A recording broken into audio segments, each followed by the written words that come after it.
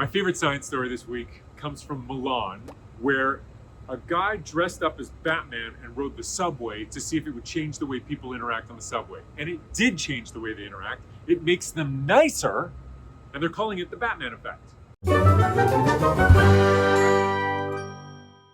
My name is Dan Riskin. Every week I find 5 science stories that I think are just fascinating, and I send them out in a short, free, weekly email newsletter. If you want to get that newsletter, and you should because it's really good, just go to followthebatsignal.com. This week, my favorite science story involves dressing up as Batman and riding the subway.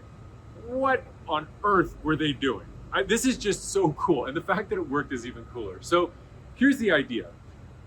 The experiment involves a pregnant woman. She's visibly pregnant. Actually, it's fake. She's not really pregnant, but she looks pregnant. She gets on the subway, and there are no seats available. Will someone give up their seat for her? That's the big question. And they did it under 2 conditions. One is just the control condition where she gets on the subway and there's no Batman, obviously. But the experimental condition is that as she gets on the subway, at a different door, a guy gets on dressed as Batman. He's wearing the whole Batman outfit, but he just doesn't have the cowl. So you can tell it's Batman, but they didn't want to wear the cowl because they didn't want to scare people. And so the question is, will the presence of Batman change people's behavior? What are you? I'm Batman. And it did. When there's no Batman, the woman got a chair 38% of the time. When there was a Batman, 67% of the time somebody got a chair. So it basically doubled the amount of kindness.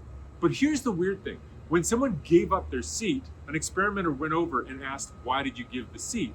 And nobody said Batman. Nobody said, well, it's because Batman was here. They talked about, helping pregnant people or the fact that it's a societal norm or just being nice. They didn't really realize the presence of Batman was having an effect, even though it measurably was.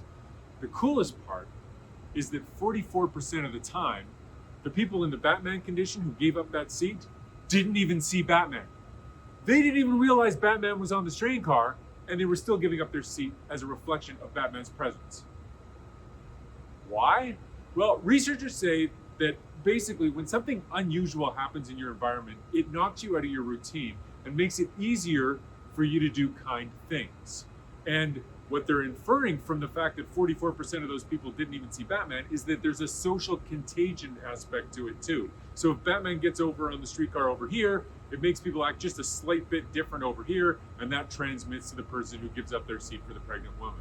So Batman is making people nicer just by being there. And the inference is, it could have been Superman, it could have been pretty much anybody dressed any old way, or just anything unusual that changes the way it looks in there. So anyway, I like this story. Not all heroes wear capes, but some do.